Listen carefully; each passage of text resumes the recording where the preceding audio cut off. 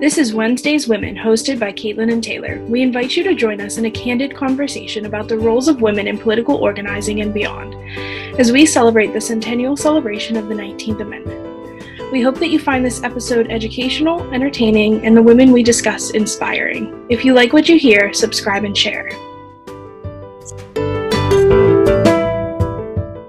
Hello, everyone. Welcome back. So, as you can tell by the title of this episode, we will be discussing the 4 waves of feminism. So, everybody go get your bras to burn and your pitchforks. But all jokes aside, I want to address the idea of feminism before we get too far into this and people start being like, "Meh, you didn't do that right." So feminism, for those of you that don't know, isn't mean we hate men and we want women to rule the world. Feminism stands for the political, economic, and social equality of the sexes. So again, I will say it for the haters in the back, it is for both genders. If you believe men do not experience inequality in some aspects of life, I don't think you've ever thought about the fact that, like, there are no changing tables in men's restrooms, because I think about that a lot. And also about the fact that a lot of men usually do not come forward when they've been sexually mistreated because, you know, men are supposed to be these strong types where they don't have things like that happen to them. So that is why feminism is not just for women, it is for both genders. It is not the goal of feminism to make women number one. It is to establish equality. And with that in mind, we can start talking about the history of feminism here in the United States. So Taylor, I'll let you take over the first wave of feminism. So the first wave of feminism is thought to really be the first women's movement. It occurred from 1850s roughly to the 1920s, and it grew out of the abolitionist movement. The main goals of the first wave of feminism weren't just political rights. It was actually for women's suffrage, for women's property rights, for women's social participation, and for bodily integrity and freedom. Yeah, because wasn't it like women had no power over their property, like they literally couldn't even like own property? Yeah, so fun plug about the census. The first couple censuses actually only recorded white men who owned land, and like if you weren't a white man over the age of 16 who owned land, the United States genuinely didn't care. They're like, okay, stay away from us, like don't talk to us. Sounds about right. So yeah, that was like a big issue. So if you weren't married immediately, you really couldn't move away from your parents and gain any freedom because no one would sell you property. So imagine not marrying by 20 and living with your parents all through your 20s into your 30s, which was a common issue for women through the mid to late 1800s and early 1900s. And I know whenever I went through my first women in gender studies course in college, we talked about that idea of like the old maid and about how, you know, that's where that idea comes from, is an old maid is somebody who never married and lives at home and they like can't move out or anything because how can they even make it on their own without having those freedoms? And that was a huge struggle.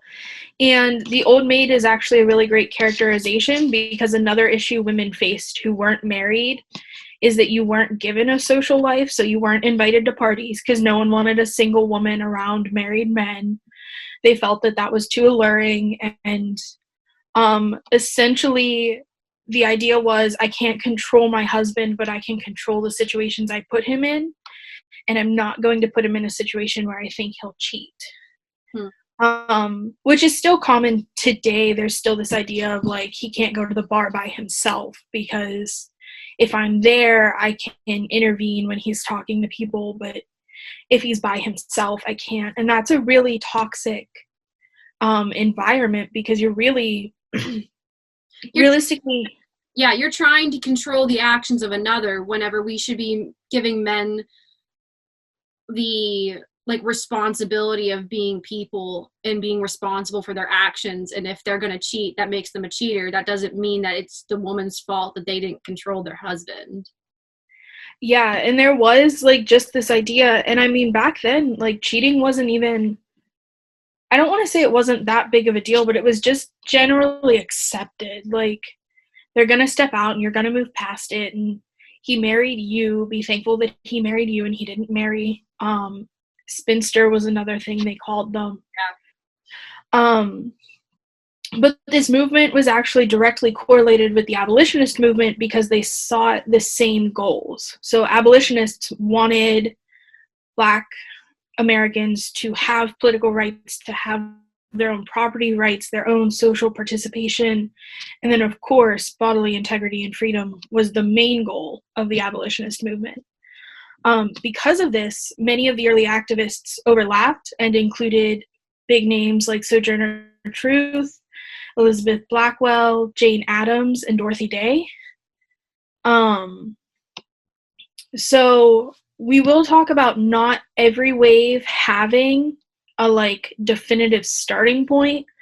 We just have like a general idea of like this notion came to be and the wave kind of took off after that. But it is thought that the first wave actually does have a specific date and time where it started, and that's just because Elizabeth Cady Stanton held the July 1848 Seneca Falls Convention. And at this convention, Stanton, along with several other suffragettes, drafted the Seneca Falls Declaration.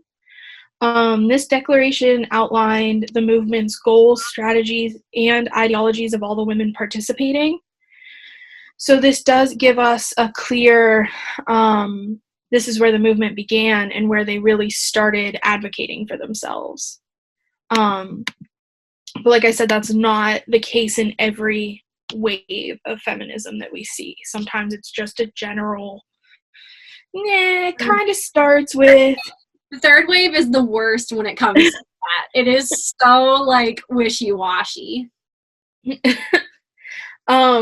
So the first wave of feminism is typically revered as like this great movement. It really started the fight for women's rights. And I'm not taking away from that because I do have a lot of things to be thankful for that came out of this first wave. But I also have a lot of privilege that I gained. Well, I didn't gain, that I just have.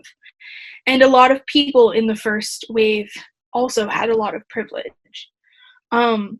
The first wave really created white feminism. So as we'll go through the summer and discuss different suffragettes, you'll notice that a vast majority of them are white women. And this is mostly because the suffragettes weren't fighting for all women to have the right to vote. They were fighting for equality of the sexes, which sounds like they mean the same thing. And in today's world, technically they do. But in the late 1800s, Black men were not seen the same as white men. And so Black women being treated the same as Black men still would not be treated the same as white women.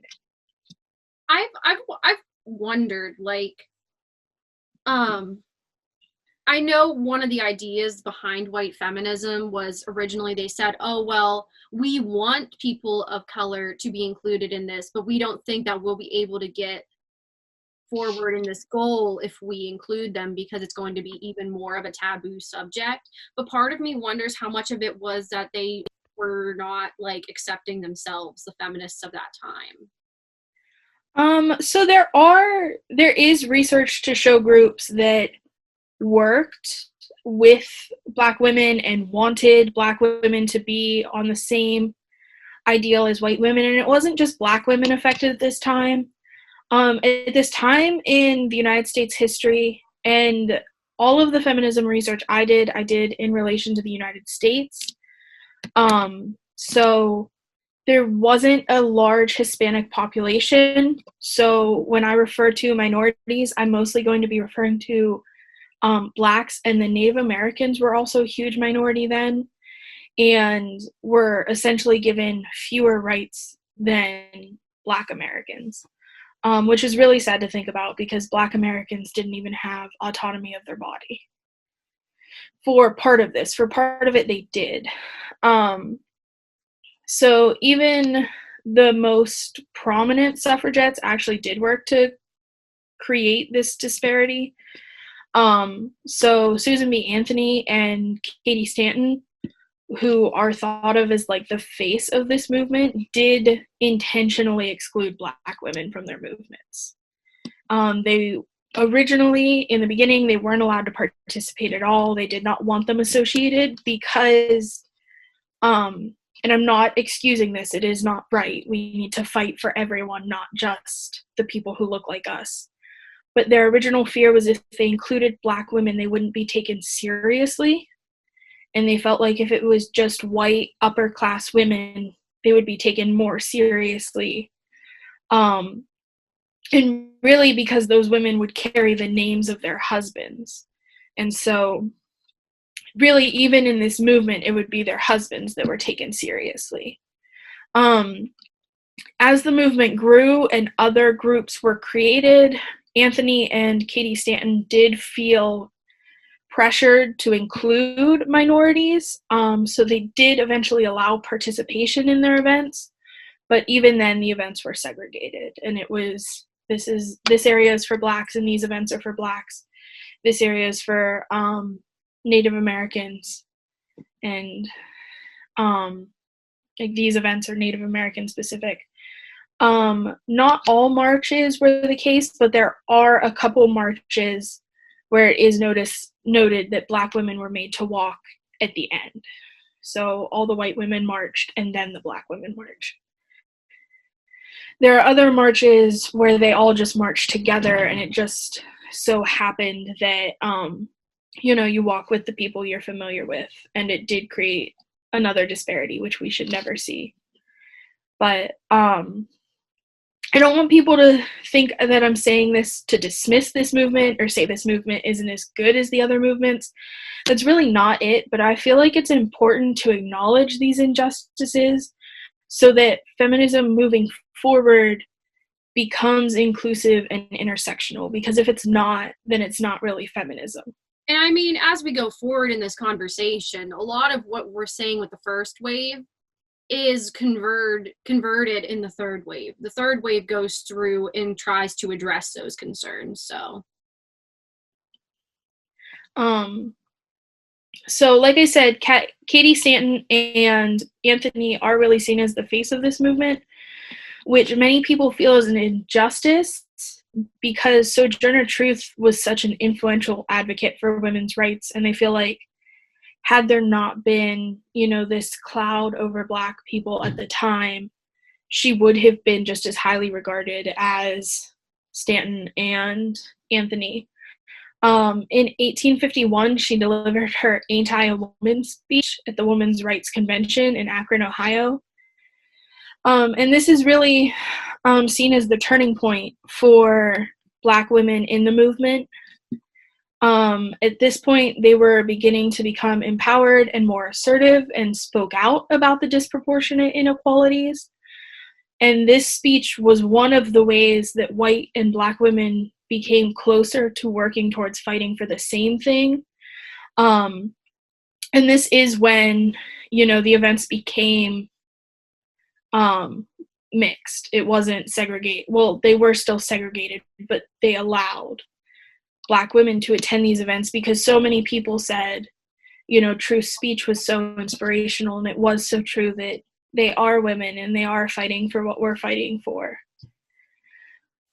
Truth delivered another speech at the American Equal Rights Association in New York in 1867, and she said, if colored men get their rights and not colored women theirs, you see the colored men will be masters over the women, and it will be just as bad as it was before. So again, this brings up the idea that Stanton and Anthony were fighting for equality to men, and so they were fighting for equality to their racial counterparts, not as a whole. So there was this fear that if Black men did get rights, and white women had this fear as well, if Black men get rights, they'll actually be more powerful than white women. And that was a concern that was rampant through the suffragette movement, which is so terrible to see. And it almost reminds me of it almost reminds me of the issues we see, like with some issues of feminism where men are afraid of it because they think women are going to become like overpowering over the men, and instead of it's just like everybody like equaling the playing field, nobody being more powerful than the other. Yeah, feminism has never been about making one group more powerful. It's about recognizing disparities among groups. And that's why sometimes the first wave is often the most contentious, just because the first wave did promote another form of disparity.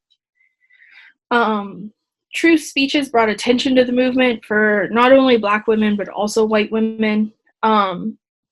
And really just women in general were starting to get traction with these speeches of, we're saying slavery is wrong, but isn't a woman being owned by a man the same thing as a Black man being owned by a white man? Technically, this woman is free, but she can't own a house. She can't go to a party. She doesn't. Children. Yeah. She doesn't get to choose her doctor's appointments. Back then, it was very common for the husband to set that up if they went and saw a medical professional. So the idea was really women are just being owned, and we're not solving any issues. So it was really after Sojourner Truth did this traveling speech exposition where she held lecture series really all across the country, that feminist coalitions became more integrated. But it is important to note that even during this time, private lives continue to be segregated. So you may see someone at a feminist coalition and you would fight together and all that, but when you went back home at the end of the day, you went to different parts of the neighborhood and you shopped in different areas, and you didn't acknowledge that connection. And that really continued up through the 1920s.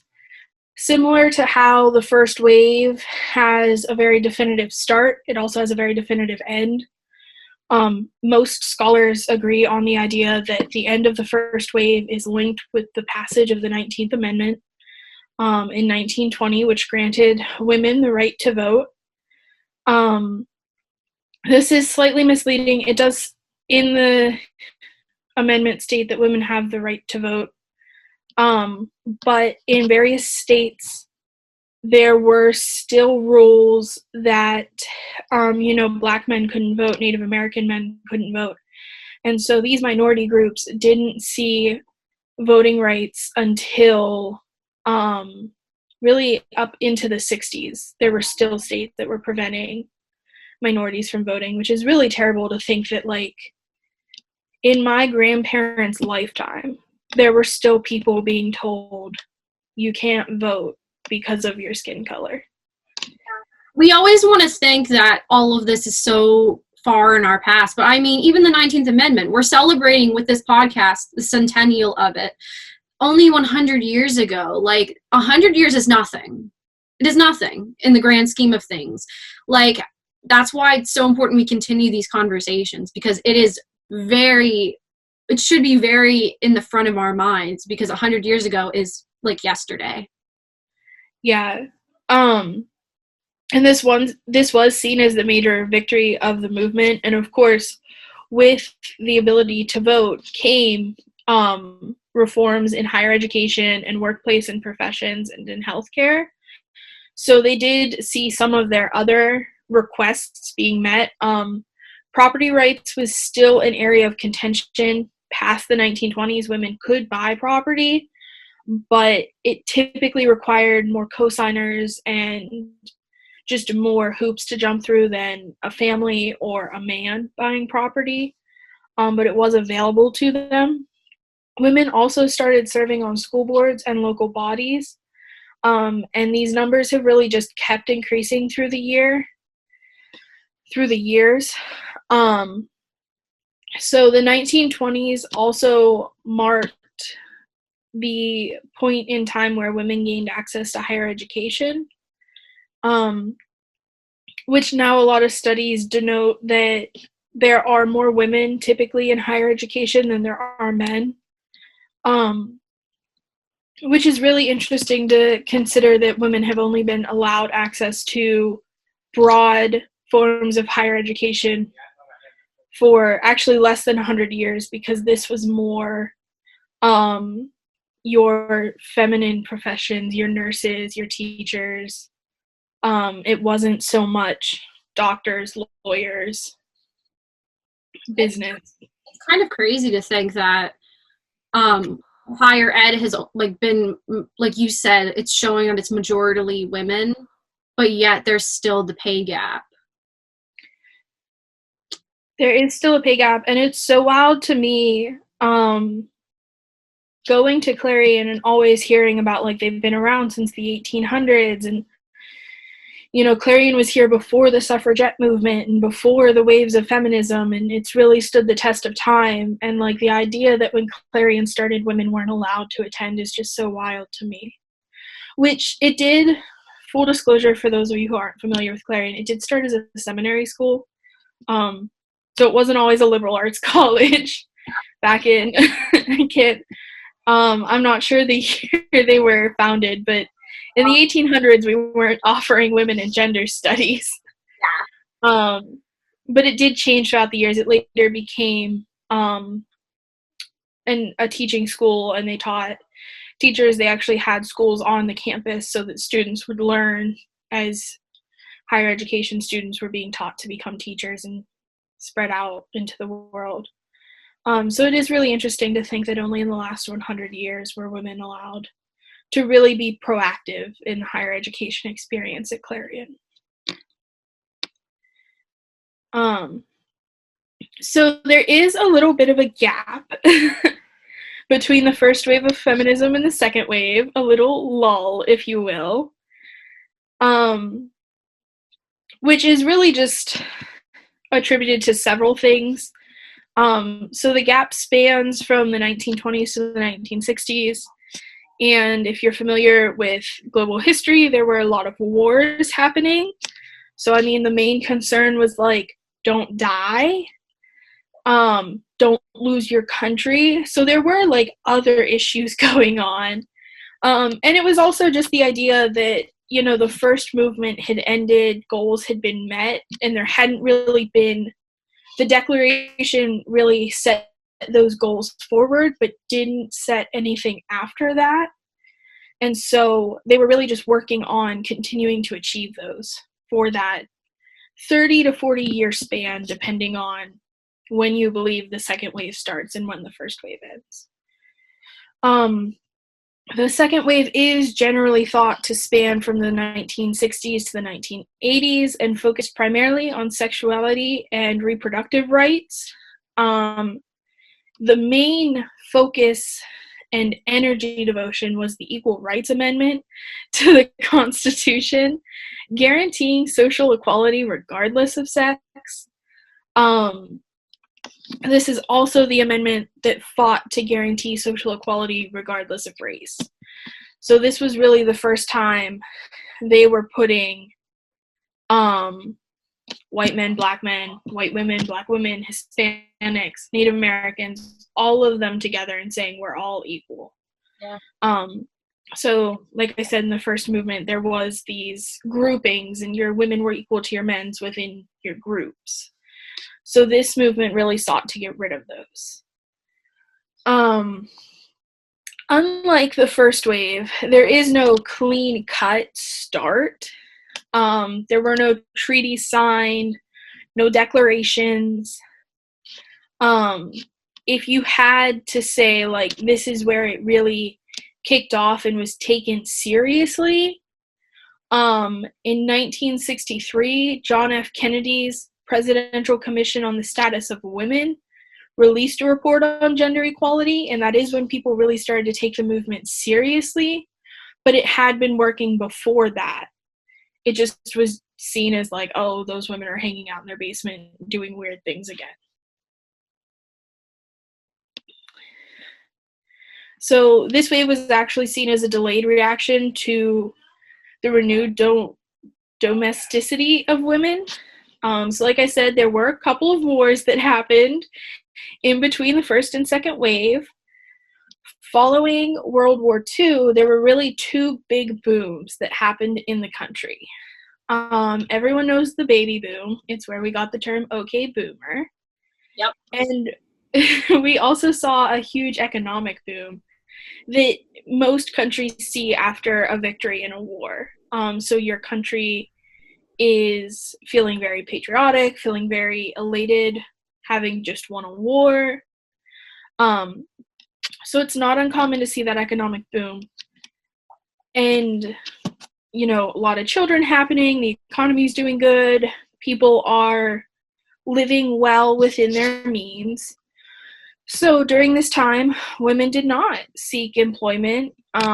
They became re-engaged with domestic and household duties. And many people saw this shift as just natural. They stepped out of the home to work while their husbands were away at war, but now their primary duty is again to take care of the household. But they got that taste of what it means to be a working person and to make your own money and to have aspirations outside of motherly and wife duties. And that is a huge part of what comes next, because while the husbands were away, the wives were banking, the wives were collecting paychecks and managing finances.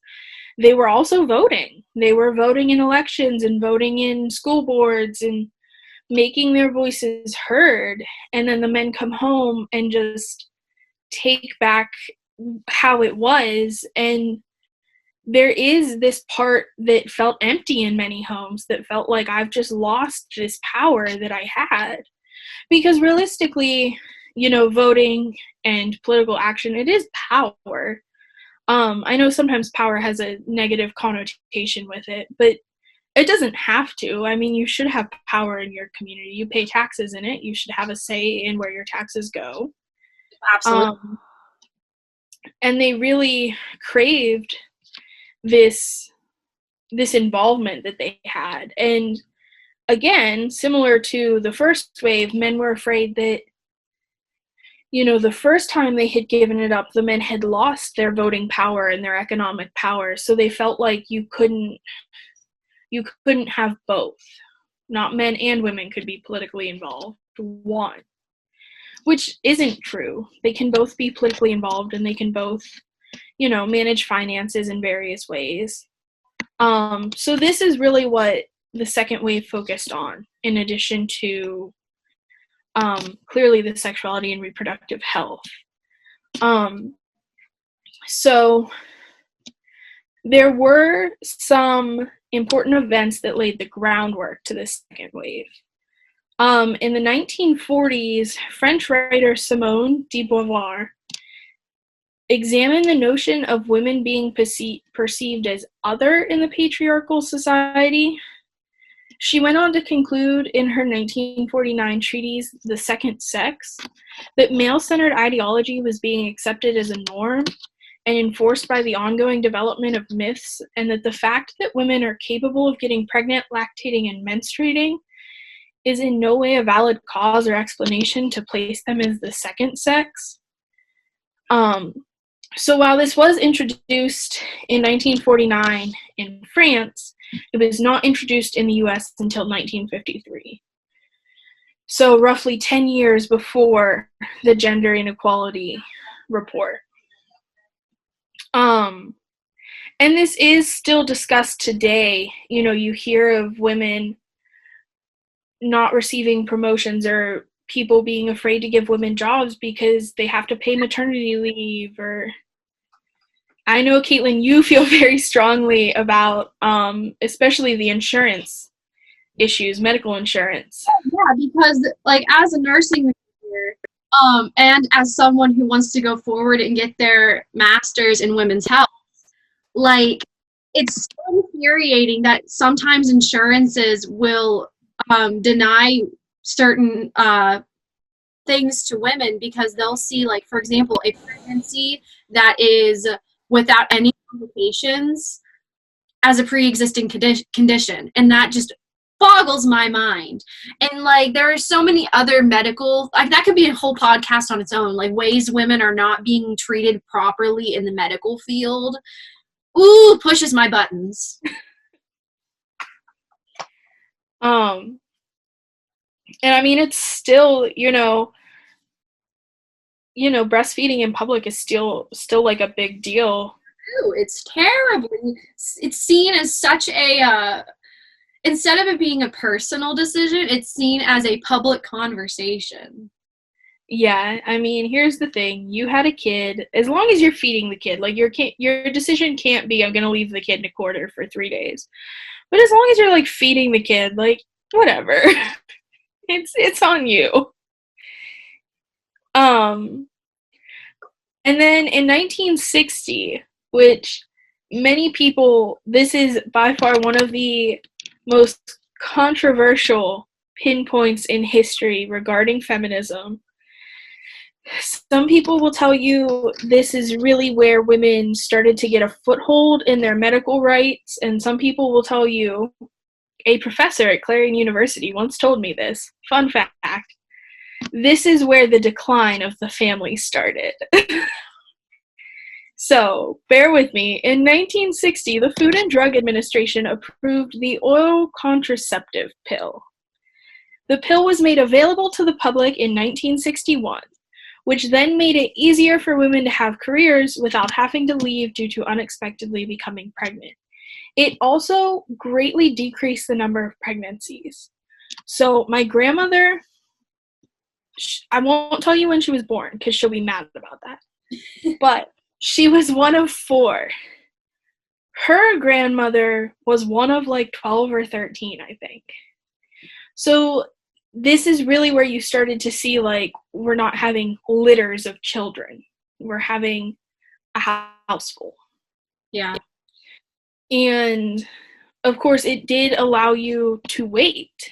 They weren't having children as young because they could wait a little while and be a little more financially stable. You weren't having 2 kids in a 1-bedroom apartment. You were getting a house and then having children.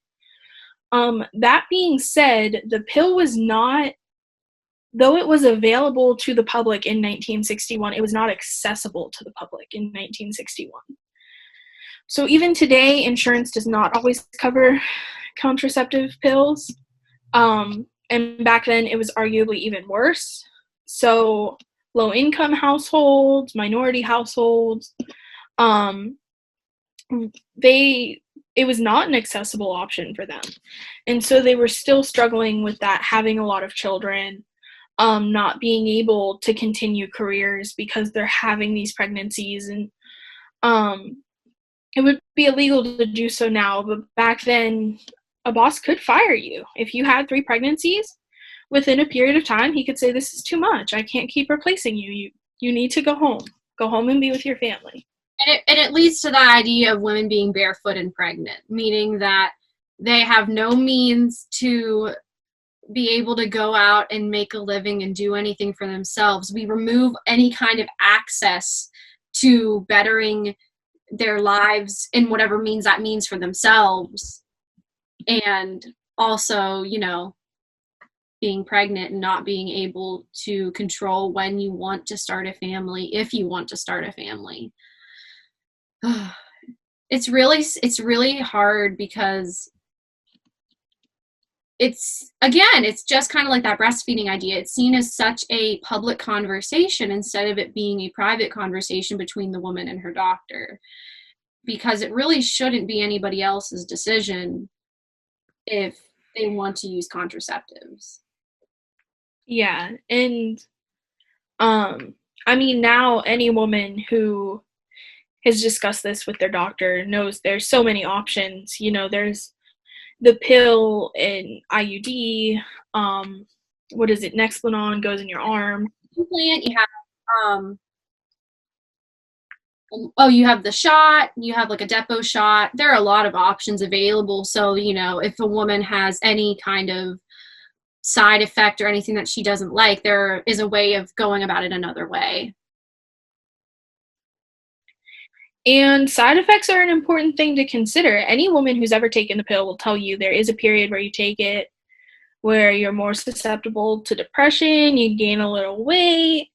You know, there are intense side effects that come with oral contraceptives, and they were much more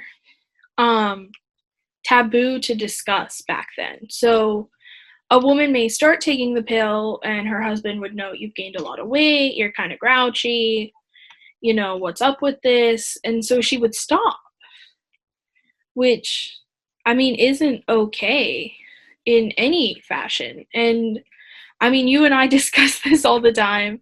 The idea that when men were given an oral contraceptive that held the same side effects as women, they ended the trial. Yep. You know, they cited weight gain and mood fluctuations and hormonal imbalances.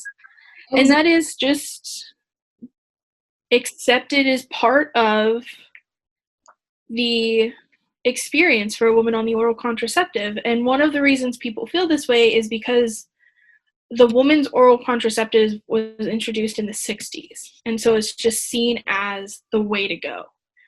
The male oral contraceptive, I believe, was first introduced in the 80s, but I'm not entirely sure. That sounds right. But I'm not. Yeah, don't fact check us on that one. The rest of the stuff you can fact check us on, and I'll put citation lists on the YouTube channel that you can check out. But don't fact check us on when the male contraceptive started. But so it was still newer, and so they ended it. And that was like a discussion among women of like, wow, you couldn't take it, but it was just expected of us. Mm-hmm. And another thing I feel like we should talk about real quick before we go further in this wave is just that also hysterectomies are just as valid as a form of contraceptive. That is so taboo in our society, especially for younger women, because it's an idea of you're going to change your mind because your maternal instincts haven't like fully surfaced yet. Ah! I don't have maternal instincts. I'll just put this out there. I don't want children, like, ever. They kind of make me nervous. And, like, I don't have maternal instincts. So it is a discussion I've had with my doctor about hysterectomies. And the response I was met with was they like you to be in your 30s. They like you to have at least 2 children, one of each gender, and they like you to be married. The only way you can circumvent that is if you have a medical condition. And even if you have a medical condition, it needs to be deemed not life-threatening, but life-impacting. If it's not impacting your life, they will not remove it. Honestly, so I feel like to be able to have it done whenever, because here's the thing: if you do change your mind, if that were to ever happen, if you regretted the decision, adoption is such a necessary part of our society and such a worthwhile experience that I think people don't like value enough. So I think that there's so many other ways of being a parent to somebody. There's adoption, there's surrogacy, like there's so many other options, and vasectomies, which are arguably the male counterpart to a hysterectomy, you can have it 21. Yep. No wife required, no children required. And the argument there is that they're easier to reverse, but like, are they? Are you really going to go in and get snipped twice? Or is it more so just that women are seen as that is part of our life journey that we have to have, and going against it is so against the norm that it's unthinkable. Which is an issue that does arise in the second wave of feminism, this idea of women who don't have children. Previously, before this, because contraceptive wasn't available widely, women who didn't have children were seen as having a medical issue. And so in the 60s, it really became popular for women to not marry and to not have children. And that was, like, wild. People were like, this woman is crazy. And she's like, nah, I'm just really having a good time over here. In the 60s, the president was Kennedy, and Kennedy's administration made women's rights a key issue and part of the new frontier. He named a woman to many high-ranking posts within his administration. He then established the Presidential Commission on the Status of Women and had Eleanor Roosevelt chair it. I love Eleanor Roosevelt. Like I want an episode on her so bad.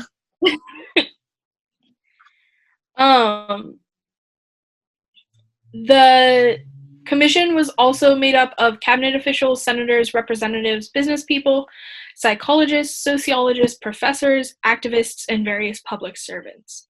So it did have a wide variety of people on it, though you'll notice that all of these professions are typically associated with mid to higher class income. None of these are low class income groups. For those of you that are wondering about the position change, Taylor had to move. The report recommended changing its inequality by providing paid maternity leave, greater access to education, and help with childcare to women. So this does address those issues that we mentioned many women faced leading into the second wave, and helped to resolve some of the discontent that women felt. Another way the discontent was resolved was that many women led to form local, state, and federal government women's groups, along with independent feminist organizations. So they now had this social and political aspect mixed. During this time, I know my great-grandfather always talked about my great-grandma going to bridge club, which was like a social aspect. So this does meet sort of those social and political involvement aspects that you really need to have a fulfilling life. So there is like a hierarchy you need to fulfill, and you need to have, your basic fundamental needs met, your water, food, shelter, and then familial, social, and as you go up, I think you have like political and educational. So they were starting to fulfill more needs to have a fulfilling life.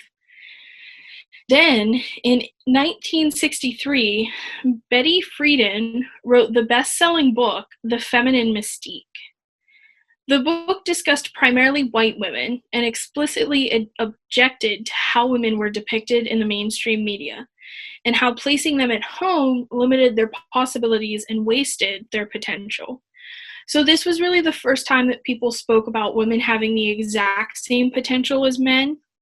Before then, it was talked about they had potential, but their potential was often discussed in the realm of smaller jobs, part-time jobs, and then going home to the family. So you could have a job while your kids were in school, or even in the school, and then you would go home with your children. She actually conducted a survey using her old classmates from Smith College, and her survey revealed that the women who played a role at home and the workforce were more satisfied with their life compared to the women who stayed home. The women who stayed home, not only were they less satisfied, but they actually showed feelings of agitation and sadness. Yep. And I think I think it said something in there about how like their marriages typically had more fulfillment too, like emotionally. So yes, so this did tend to breed contempt towards one's spouse. So the idea that you're keeping me here, the children are keeping me here, and that idea of constantly maintaining this perfect lifestyle also breeds this anxiousness of like, do they know that I'm not happy? Do they know that like I wish I was like these other women who were making fun of? So it is really tragic to think about the women who sat at home, with hallmark depression symptoms and really never received treatment because no one really knew what caused it and knew how to solve it. So this is often seen as a huge catalyst, this survey coming forward. Within the second wave of women saying, look, it's not just us saying this, like, even the women who say they're fine staying at home actually aren't fine with staying at home. They do seek some sort of fulfillment. And it didn't have to be, a high-ranking position in a presidential commission. For some of these women, this fulfillment would have been a part-time job or a little volunteer position, just something to get them out of the house. And it's a common thing you hear from new mothers. They feel like they're trapped at home with this infant, and it breeds this like almost animosity of like, I want to leave, I want to get out, and they can't. They want to be seen as more than just one. So I think is normal for any person in any gender, like no one wants to be one thing 24/7.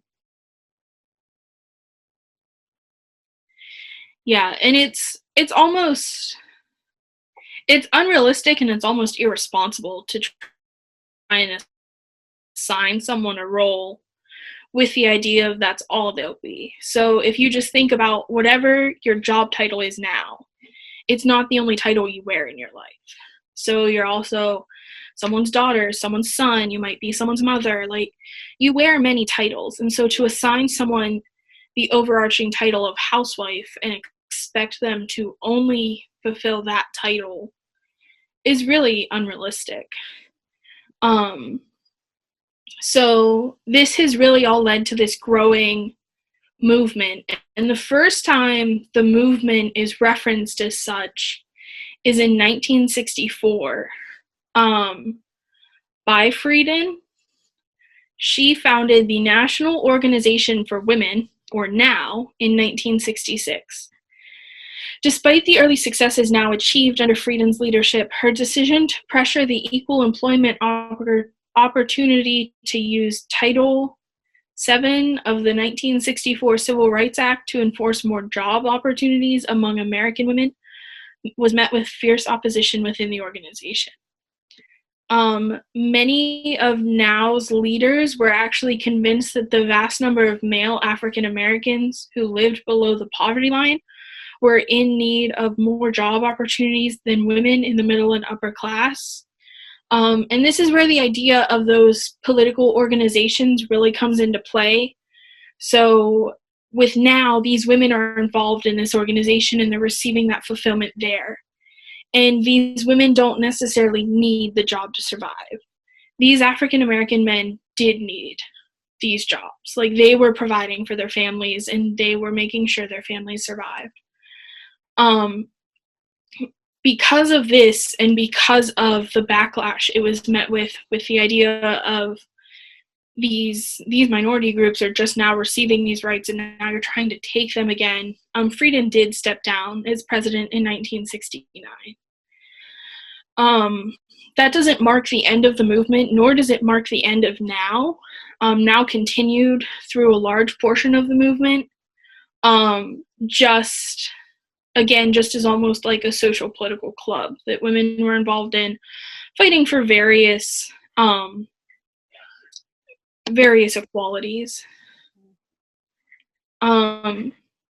So we don't want to end the second wave on that negative note, so I do have some victories of the second wave.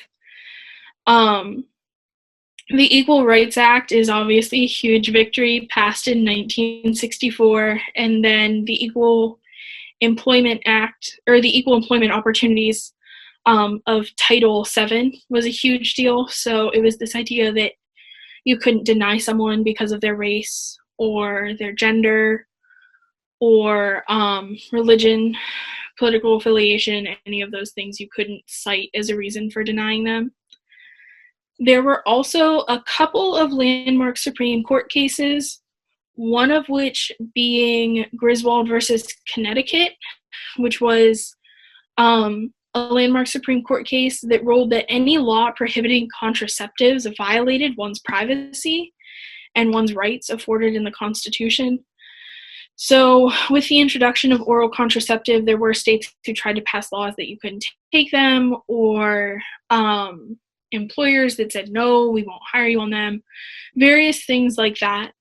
And the Supreme Court really said that is between a man and a woman. If they want to take contraceptive, that is their decision.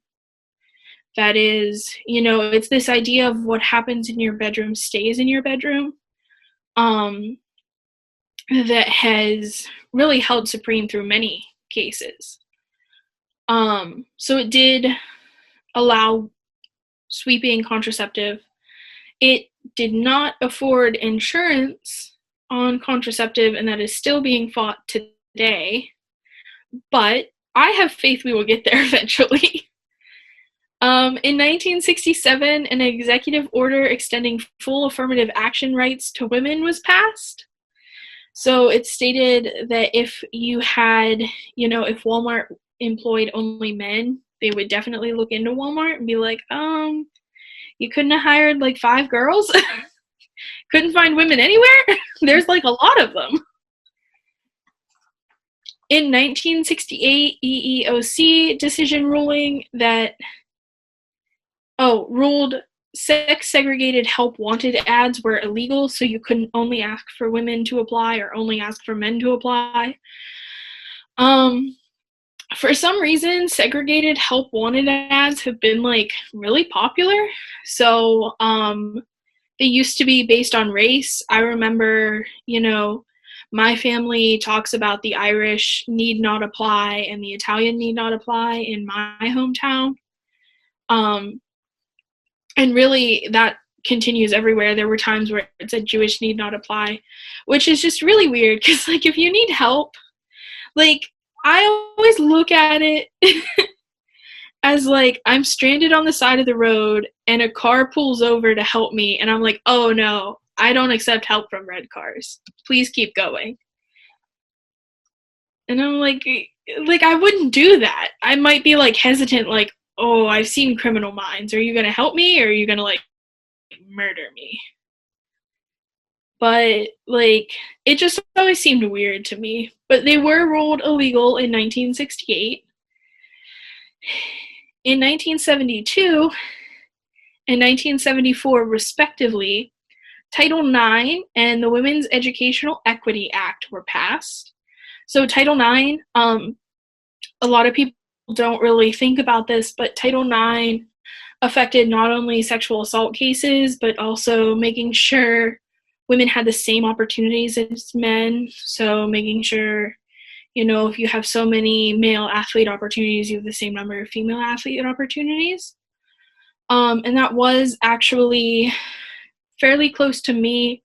One of my friends actually went to Grove City. Grove City refused to abide by Title IX.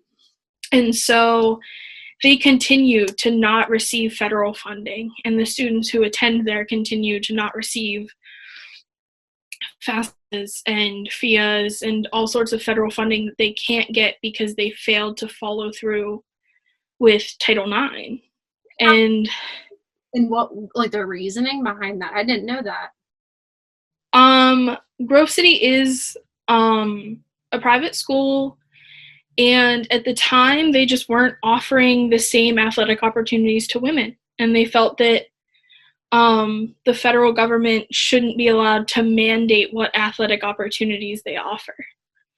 So they said no. And the federal government said, well, then we're not offering your students federal funds. And they continue to this day to not receive federal funding. Most of their students are funded by scholarships. That's crazy. Yeah. So earlier we talked about you could fire a woman or prevent her from being promoted or hired based on this idea of she's pregnant or she could become pregnant.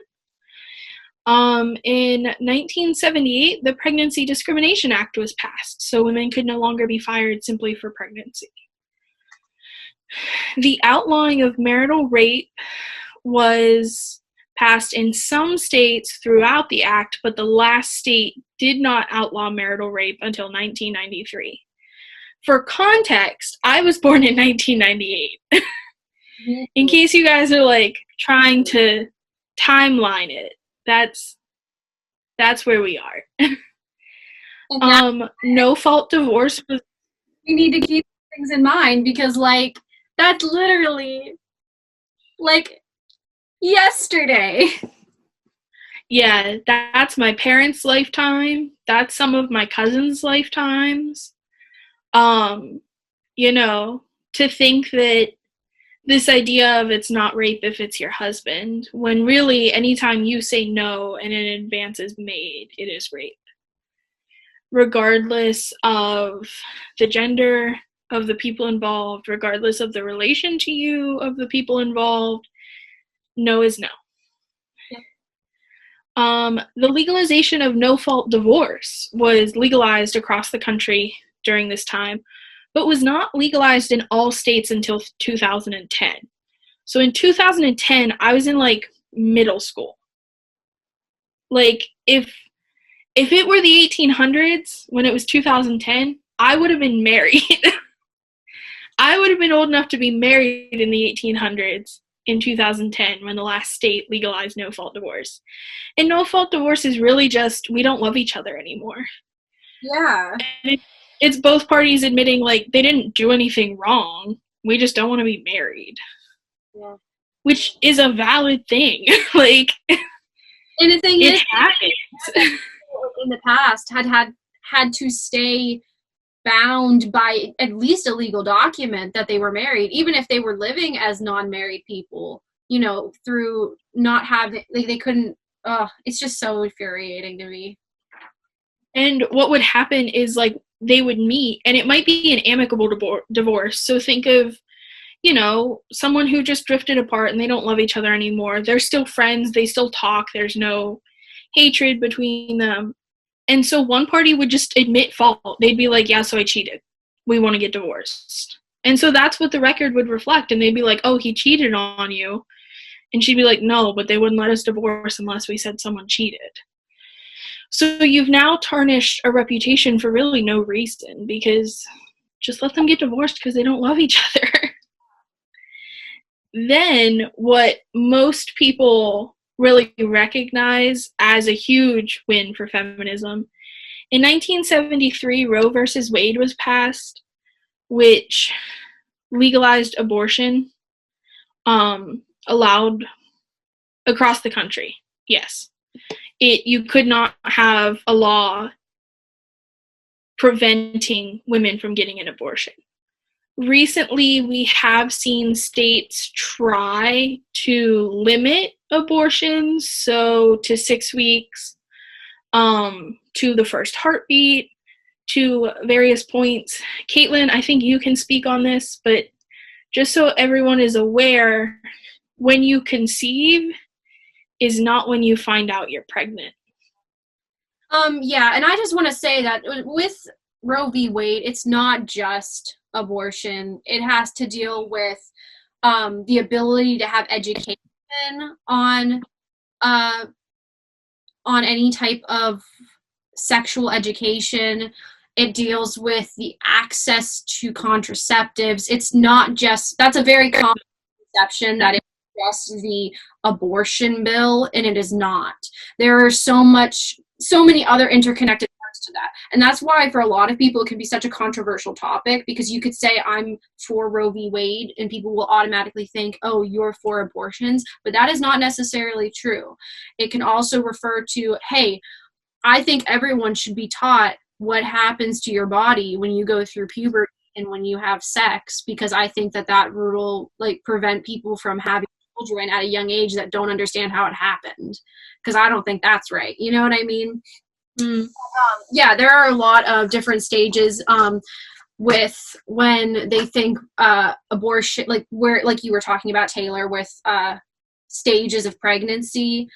And a lot of women don't usually know they're pregnant until at the earliest 10 weeks, and even then it's sometimes not even that.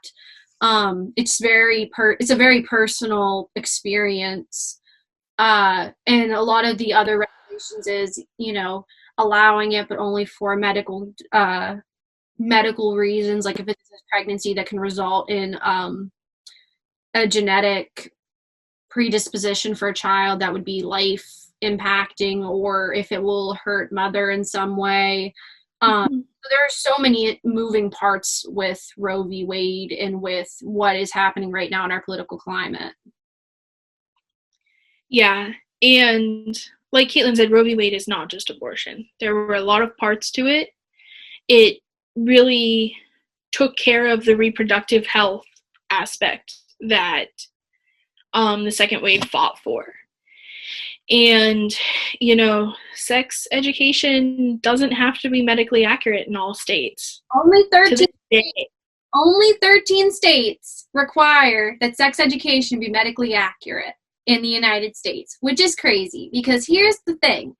We would be throwing the hugest hissy fit if we were allowing that to happen with a history class. Imagine you being a 10th grader going into a history class and being told George Washington was the 17th president of the United States and he found the cure for AIDS, and nobody fought the teacher on it. And you went on for the rest of your life until you were 40 thinking that, and then you said it and everyone was like, that's wrong. Yeah, like I think that's important to point out. It's not that everyone in the class believes that. Like roughly half the class is sitting there thinking, no, that's wrong.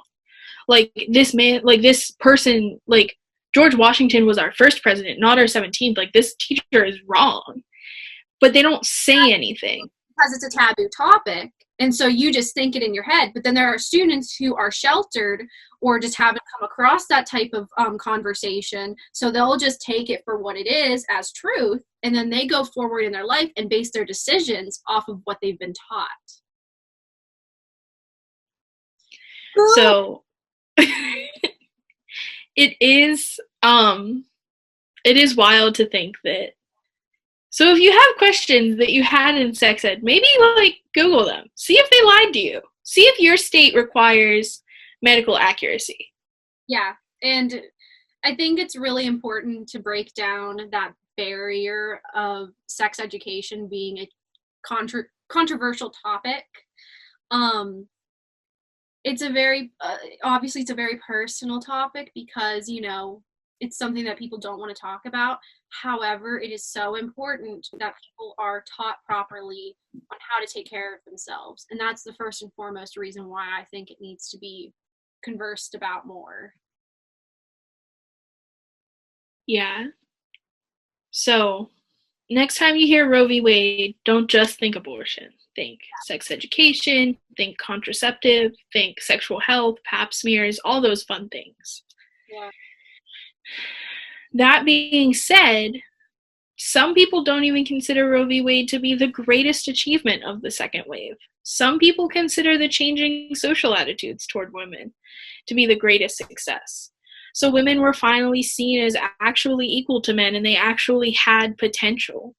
They weren't just, now this wasn't in the 60s, this was towards the 80s, but they had the same potential, they could carry the same careers and support their families. Second wave feminism also affected other movements, such as the civil rights movement. So again, we see, as we saw in the first wave with the abolitionist movement and the first wave happening concurrently, we see the second wave and the civil rights movement happen concurrently. There was also a students' rights movement. So this idea that, you know, students deserve to be protected by their schools and afforded equal educations and proper educations. And women sought equality within these movements. And so second wave feminism, unlike first wave feminism, sort of adopted these movements as their own. Because while, you know, the civil rights movement and the students' rights movement wasn't their primary goal, it affected their people. And so they did adopt them and move forward with them. In 1965, in Sex and Caste, a reworking of a memo they had written as staffers in civil rights organizations, SNCC, Casey Hayden and Mary King proposed that, quote, assumptions of male superiority are as widespread and deep-rooted and every much as crippling to the woman as the assumptions of white supremacy are to the Negro, end quote. and that in the movement, as in society, women can find themselves, quote, caught up in a common law caste system, end quote. So they really saw this idea that these groups are experiencing the same issues and they'll be heard better if they speak together than if they try to speak over each other. Which really shows that they did learn from the flaws of the first wave. They did learn that speaking over each other doesn't get you everything you want. Speaking together will get you farther. It's also thought that while we don't have a clear-cut ending to the second wave, the 80s feminist sex wars is thought to sort of transition us into the third wave. And the sex wars are generally generally described as two sides where one is characterized by anti-porn feminism and another is characterized by sex-positive feminism, with disagreements regarding sexuality, including but not limited to pornography, erotica, prostitution, lesbian sexual practices, the role of transgender women in the lesbian community, which is still continuing today, sadomasochism, and other sexual issues. Yeah, and I think that's a really good transition into what happens in the third wave of feminism, because we see all of these movements that are separating people based on labels, and that's the entire premise of the third wave of feminism.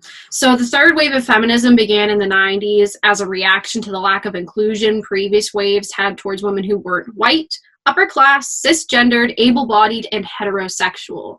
So you can see what a narrow class of people feminism was working forward for. And I really appreciate this wave and had it existed because the main philosophies were to establish intersectionality amongst the different types of women that there are, and to establish that the idea of quote-unquote being a woman isn't a quote-unquote one-size-fits-all experience. We as women are in charge of defining what our femininity means to us.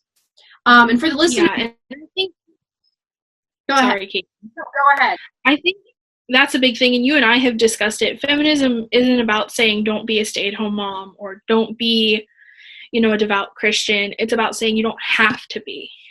Yeah. If you want to have a family and stay at home, that's great. And if that's fulfilling to you, that's amazing. If you want to go do something else, to, live on an alpaca farm and knit sweaters every day, that's another option. That's okay too. Whatever you want. Exactly. And that idea didn't come about until the 90s.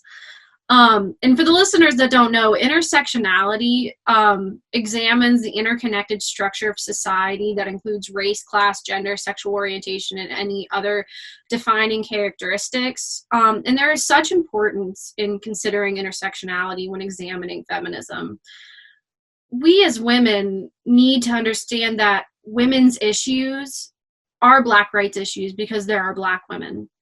Women's issues are poverty issues because there are poor women. We can't and shouldn't define women's issues as they relate to one type of woman. We do not only define women's issues. Oh, wait, sorry. I just repeated myself. With that in mind, we have to recognize that women are not only treated differently because they are women, but that their gender combined with all these other social classes they have and experience drastically changes how they are perceived and how they go about living their life.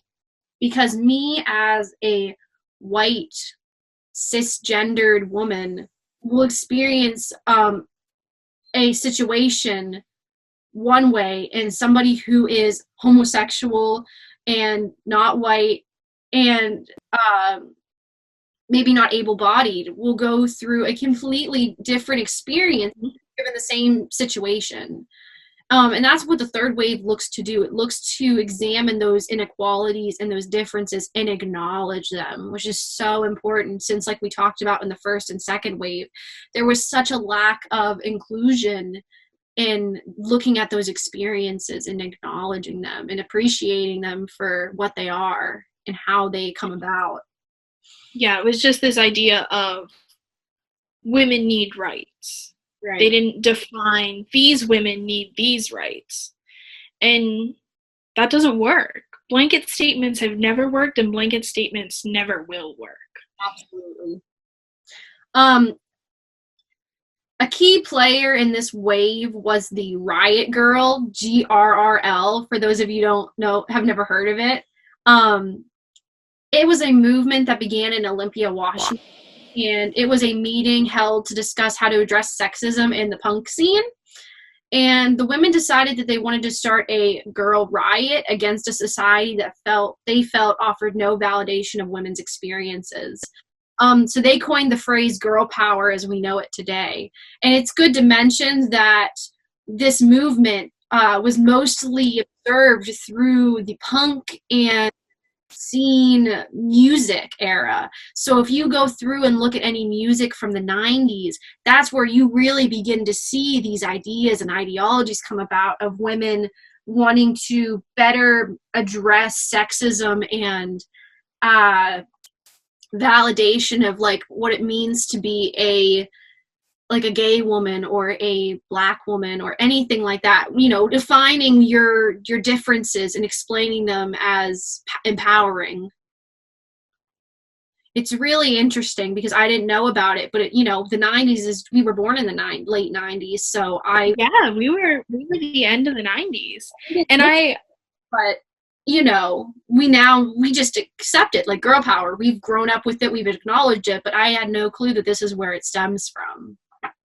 I knew feminism as we know it today, like this idea of like sort of rough feminism as compared to the soft, like, please give us rights feminism of the first two waves, this very like, I want rights, I will get rights feminism. I knew it came from like, I always heard it referred to as the underground scene. I didn't realize some of the phrases we use came from there. I had just assumed that the phrase was coined as the movement grew, not that the movement grew out of the phrase. So that's really interesting. And then this idea of intersectionality is really key to the platform of the third wave because it better defines the goal of the feminist movement, which is, you know, we want to include all people progressing towards equality, recognizing the obstacles that people face in obtaining equality.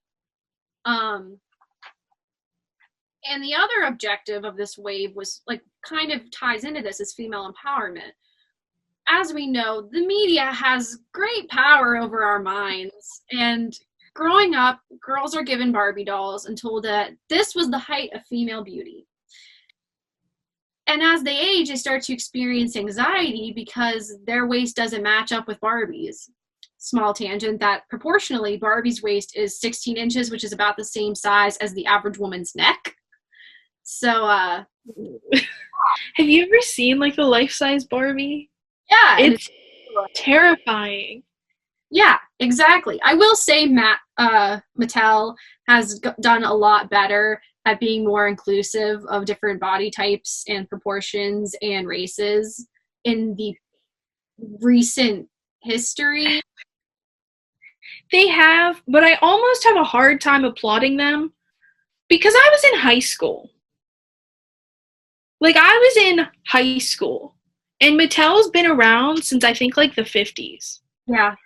So like we're talking early 2000 teens. I was in high school, and they're like, look, we have more than one white skinny Barbie that you can play with.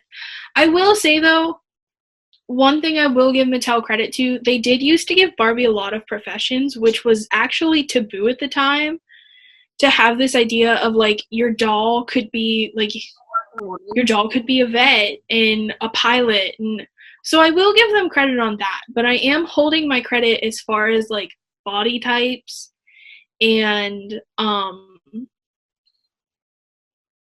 like race and ethnicity. And I will say they have very few disabled dolls. Yeah, they're mostly all able-bodied. Yeah, I agree. American Girl, I'm calling you out on this too. They do have some mobility aids, and I believe you can get a hearing aid on your doll. So Yeah, it's really American Girl. It's really interesting because that's a whole other conversation about how childhood toys are marketed towards girls and boys, and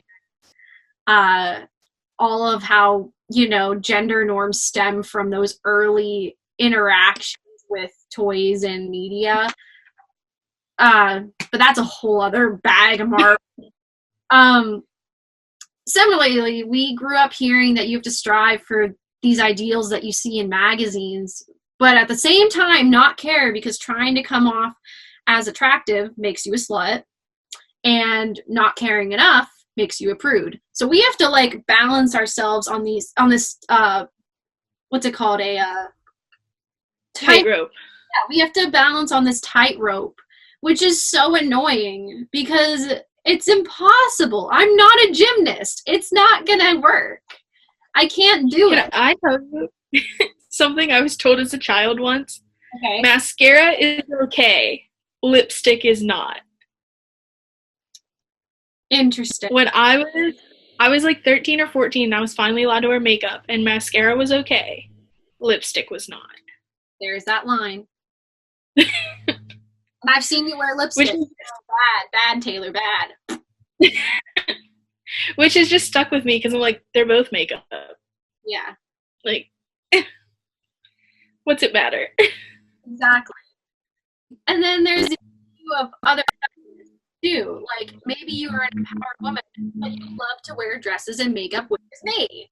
I am a very stereotypical female. It's my favorite color.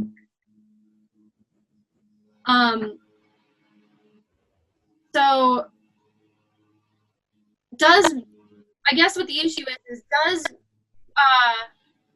loving these type of things make you a bad feminist because you're subjecting yourself to the social norm and perpetuating female stereotypes? I personally don't think so, and neither did the people of the third wave. They focused on abolishing the idea that there is only one form of femininity, and the idea that one form is negative in comparison to other forms. We as women should not define our femininity based on anyone else's perception, only our own. And that was what the third wave looked at a lot. It was like, be a sexual being for yourself, not for the patriarchy. You know, dress up as however you want. You know, like if you want to look sexy, do it for you, not for anyone else. Yeah. And that I know it kind of butted heads a little bit with the second wave and how we talked about like the anti-porn,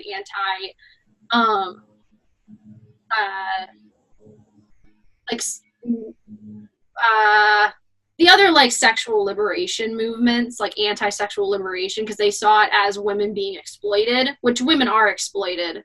That's not to say that, but if a woman wants that, I guess it's like that. If that's what the woman is interested in, she has a right to that, is what the third wave would look at. Yes. And there's a difference between women being exploited in the sex industry, which they are, and a woman running her own sex industry. So OnlyFans accounts are run by these women, and they receive the majority of the profits. I do think OnlyFans takes a portion. Like, these women who run their own sex industries are not the same as women being exploited. So if your argument against, like, I don't think cam girls should have a job is they're exploited by this profession, those women aren't. Don't worry about those women. Worry about the women in these industries who now can't get a job because every time they go somewhere, they go, oh, she was in that movie. Mm-hmm. Yeah, that's what the third wave looked at. And then, similarly, we should not cast judgment on another person's expression of their femininity, because there is no wrong way to be a woman. And we are who we are, and we deserve to be who we want to be. And that's like the entire premise of the third wave, is just to establish that the first and second wave missed the mark on inclusion, and to make up for it, this is what this wave looked at. And because of this objective, many third wave feminists, quote unquote feminists, rejected the idea of being feminists, and they also reject that the third wave even exists, because they no longer wanted to be tied to a label because they felt that in itself wasn't like exclusive, and they wanted to be from that us versus them mentality. So the third wave is the most wishy-washy of all. It doesn't have a start and end date. It's just, and they also just don't want to be defined at all by anything. So it's just so, it's like tying up a loose end for the first and second wave, while at the same time the tie is invisible. And then after the third wave, we are looking at the fourth wave, which is the best, not the best, but it's the most interesting conversationally because we're living in it. We are in the fourth wave. The fourth wave of feminism is alive, and we have lived through the introduction of it. And the fourth wave of feminism focuses on sexual harassment, body shaming, and rape culture, among other issues. I mean, I remember back, this past, I would say 10 years, everything that's come forward in the media with, different, I don't want to call them sex scandals, but like different people coming forward to express their experiences related to usually a powerful man figure exploiting them and taking advantage of them because they have a power that they don't. There's a power difference.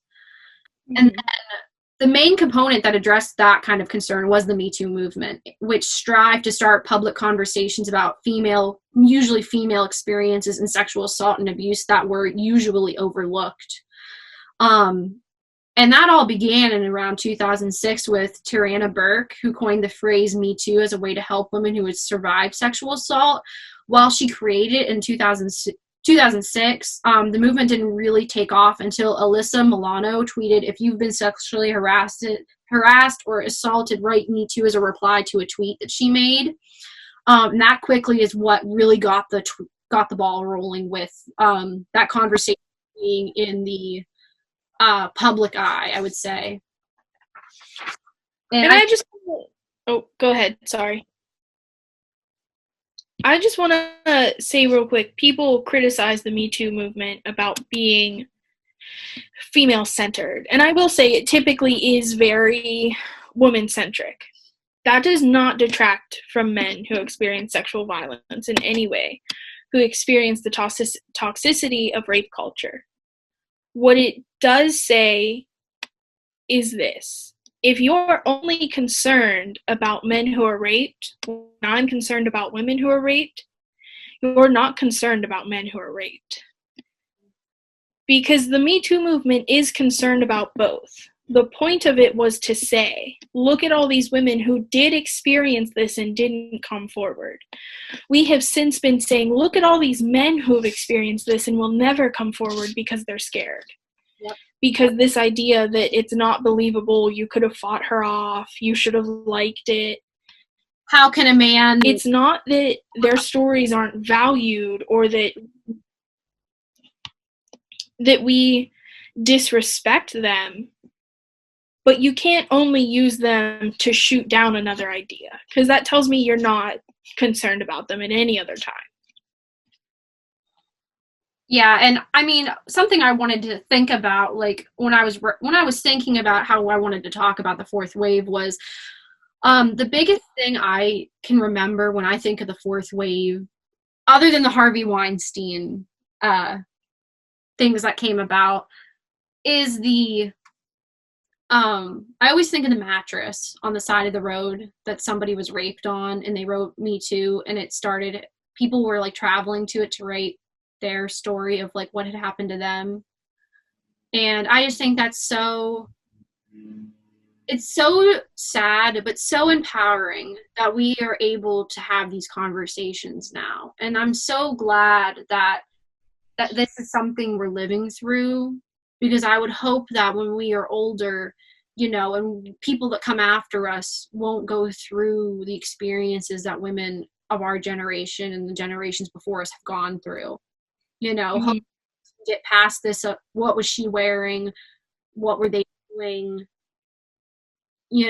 blame culture and be able to have, because if we were to get past it, that would ultimately make the Me Too movement not necessary, because the Me Too movement is regarding that this is happening and it's not an uncommon experience, and that not only did this person go through it, but that they went through it and then weren't able to talk about it.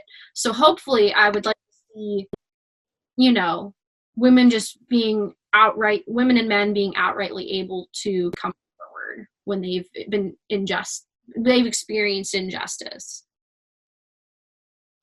Yeah, I definitely think that, this idea that, I'm trying to think like how to say this. This idea that we think all men are bad is wrong. Absolutely. Similarly, we don't think all men are rapists. We think it's wrong to protect the men who are. And if there are men who are protecting men who are rapists, they are just as wrong. And so the Me Too movement calls that out and calls these men out. And it also provides this sort of safe space. And I know safe spaces get a lot of flack, but here's the thing. Here's what annoys me about a safe space. Your safe space could be your bedroom. It's a place for you to de-stress. And so this allows women to come forward. And the more women who come forward, and yes, it seems like there's so many women coming forward right now, but this is the first time in how many years that we just discussed that they've really had support. Yeah. And so we will see this spike, but then we'll see this spike fall off. And if we continue to foster this support, we won't have to see a huge spike like this, because we can address these incidents as they happen. Yep. And we've all seen it. We've seen a victim suppress it because they're embarrassed, or they feel like it's partially their fault, or they don't think anyone's going to believe them. They don't think anyone's going to believe them, or they didn't realize, this is going to sound like weird, but they didn't realize that it was an abuse of power. Yes. So if you sleep with a teacher, that teacher abused institutional power. So while you may not consider it to be sexual assault, it is. Yeah. So I think that is important to note, that, people see this spike come with Me Too, and it's not because Me Too is criminalizing all men. It's because women finally have a place to talk about it, and they're no longer suppressing these things. Yep, absolutely. And then we're at present day, so to end our podcast today, I think we should have a few conversations to some questions I found online, 3 to be specific. The first one, which wave do you think was the most influential? So, I struggled when I was thinking about this, because, I automatically think I should be like, oh, the first wave is because we got the right to vote, and that sets, a precedent for allowing us to be able to, voice our concerns. But I think the wave that's most influential is the third wave, just because it made it more inclusive, and inclusion is so important in fostering any kind of change, because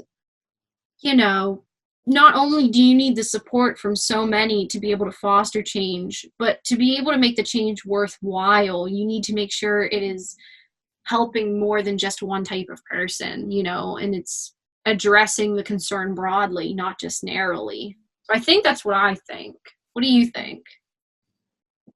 I am torn on this, and I think the third wave of the 4 is probably the most important wave.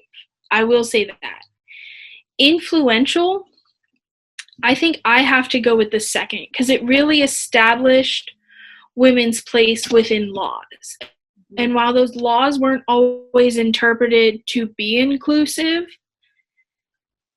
I believe they were meant to be. When we say women should not be fired for being women, we mean disabled women, we mean Black women, we mean Hispanic women, we mean lesbian women, we mean all women. Right. So I think the second wave was the most influential, and I feel like without the second wave kind of establishing women in law, but then showing the important disparities that were brought about because of this, I feel like the third wave wouldn't have happened and we wouldn't have gotten this inclusive Yeah.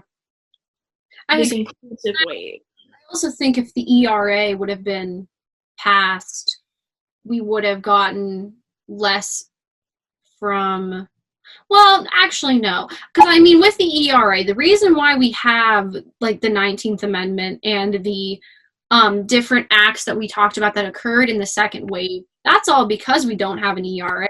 Because we have to re-go through and look at the laws we already have. And even though they say no person should whatever experience inequality, whatever, the way our constitution and everything is written is from a white male perspective. So if we want to ensure that people get rights that they deserve, you have to remake a whole new amendment or act to establish that, oh no, not only person, meaning white men, but also like everybody else.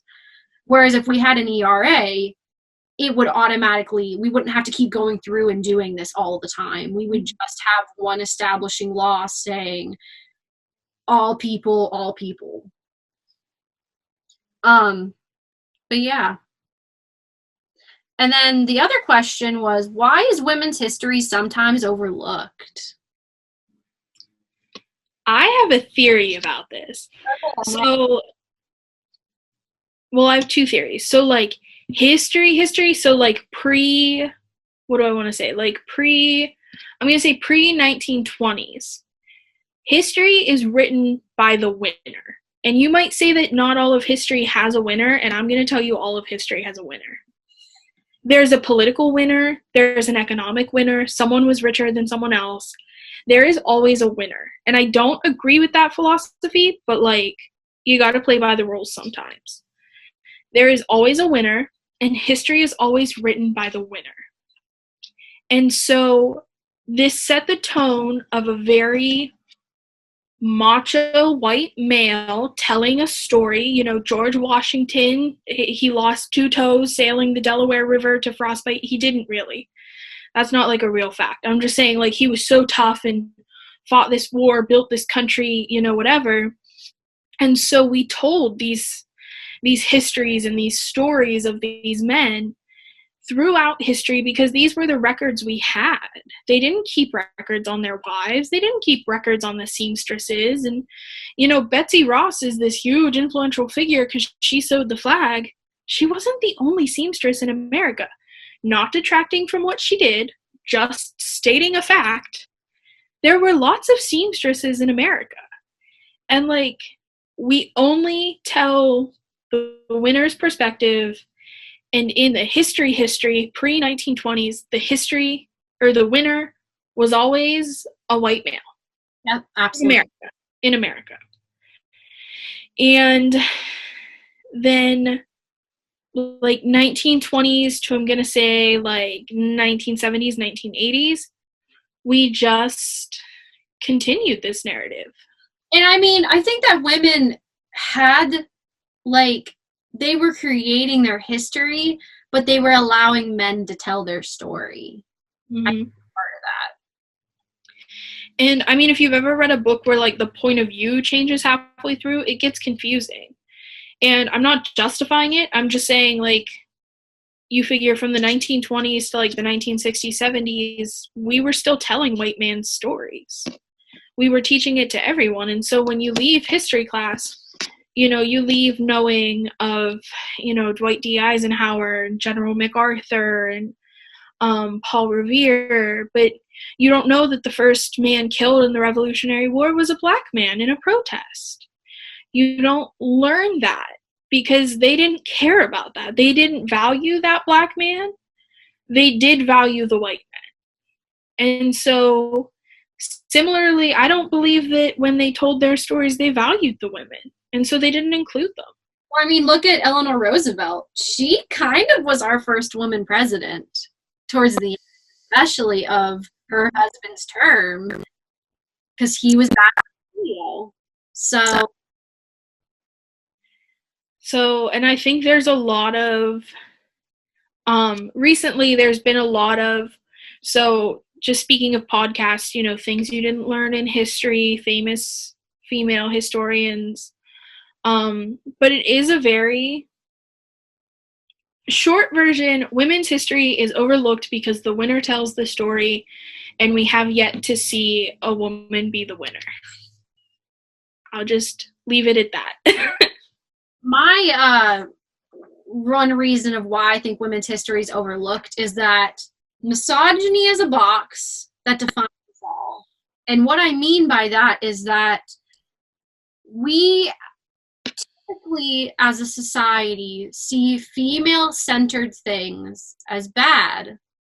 And so when we talk about women's history, there's going to be a negative connotation to it.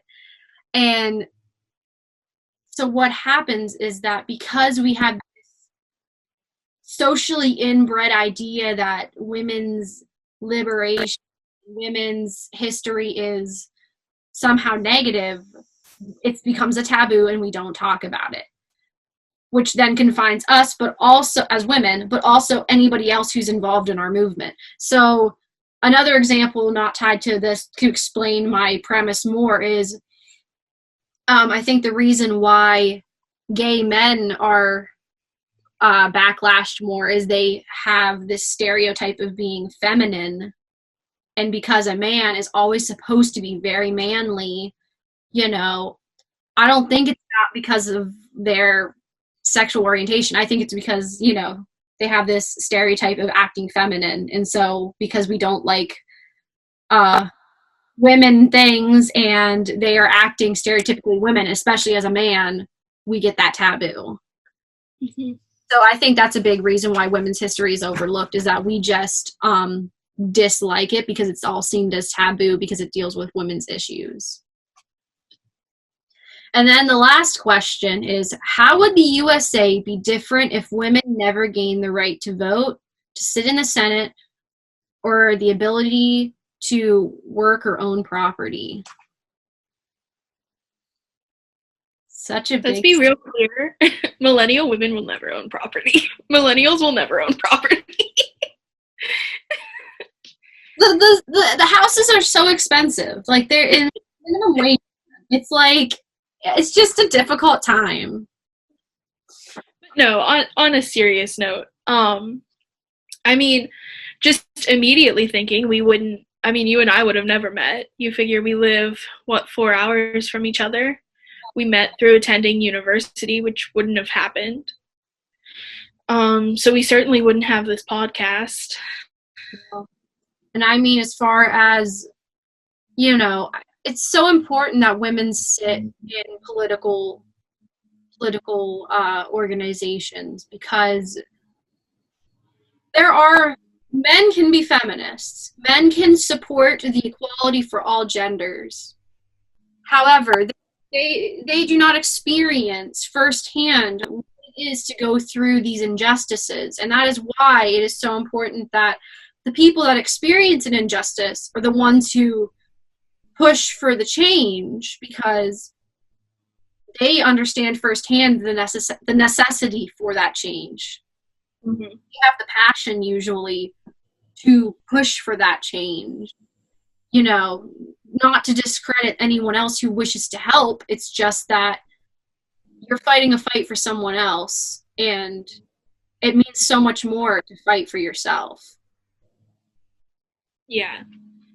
I mean, immediately thinking, if they lack the right to vote, you know, you do lack that representation. You lack contraceptive, because realistically it was women in political power that fought for these laws. You would lack your female professions and female higher education statistics. Not to mention all the advancements that women have created, like, you know, all the doctors who create medications and things that are women, and all of these different engineers that are women, you know, like all the different advancements we have, like they would have probably came about, but maybe not as well, and maybe not ever. Henrietta Lacks, whose family has still not received compensation for her contributions to science. Just saying. Yeah. But there are, and, saying, what about not sitting in the Senate? The Senate is mostly white men. Old white men. Old white men. Let's be clear, the Senate is mostly old, and it's mostly old white men. So I do think, we lack diversity in that Senate, but we at least have some diversity. Imagine if it were all old white men, as it previously was. Although they weren't that old, because life expectancy back then was like 40 years. Well, I mean, if we're going to talk about age, like, I personally don't think the president should be the age they have that age barrier on the presidential seat, because I think the reason why they made it the age they did, which was, what is it? 35. Yeah, I think it's 35 for the fact that people didn't live long back whenever the Constitution was written. Yeah, I mean, the wildest part to me about that is, like, as a political science major, I've taken a lot of con law courses. And I've said before, like, what do we have a definitive reasoning? And the response, 9 times out of 10 that I get is, well, the older you are, the wiser you are. This is not true. I see old people do dumb things all the time. All the time. Like, so, if there was some aspect of, like, you had to be 35 because they didn't want the president getting drafted, I would at least be like, okay, I see the logic that went into that. Like, what happens when you pull the president's draft number? Do you go like, oh, whoops, obviously we're not drafting our president? Because then that creates that awkward double standard there. So is that like a reasoning? Is the idea that they should have to serve military service before they're president? Like, what is this idea? And it's just older people are wiser. Yeah, and obviously that's not true, because we have presidents that have no political or experience. Yeah, so it's like wild to me that I'm like, no, I've seen a lot of old people do a lot of dumb things. Oh yeah. Frankly, if we're going to have a minimum age, I think we should have a maximum age. You should not be 80 years old running for president. No. You retire to your country home. Thank you for your service to the country. Thank you for, your contributions.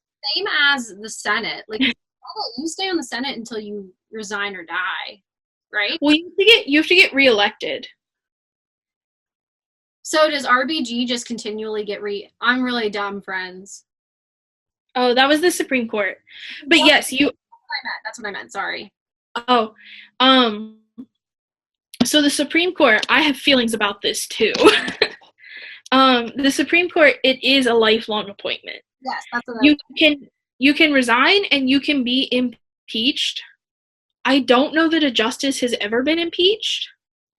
I don't think they have, but I could be wrong. Actually, I'm interested, so fact check us on that one. Has a justice ever been impeached? The thing is, I love RBG. Do not get me wrong. She is a badass. However, I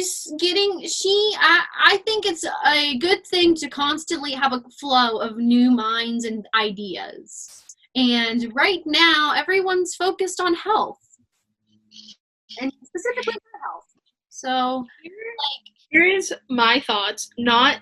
So our little, at the end of our podcast, we say this is sponsored by the See You Engaged Coalition at Clarion. And this podcast itself is, but not all ideas expressed in this podcast are. Right. So they give us the platform to produce this podcast, but these ideas are our own. So this is my feelings on the Supreme Court, not See You Engaged Coalition's. But I do just want to express this. I think we should have 10-year term limits on Supreme Court justices. And the idea with this is, so the idea with a lifelong appointment is you don't want your judicial rulings, your most important judicial rulings in the country, to come down and actually be a partisan decision of like, I'm up for re-election, I have to, roll on the side that I think is going to re-elect me. You don't want that to happen, which I completely understand. My recommended solution would be 10 years you're on the bench. At the end of your 10 years, they have what's called a retention vote, which is just you ask the people, should RBG should RBG stay on the bench? And you check yes or you check no. That's all you do. If the majority checks yes, she stays for another 10 years or until she dies. If the majority checks no, then there is a race that everyone comes in. And because like my issue with that is like, would I continually say yes to her because I'm afraid of somebody else coming in that would be problematic?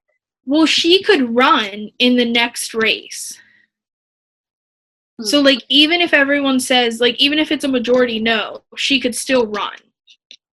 So she could technically get, like, I could pick between having her again or somebody new.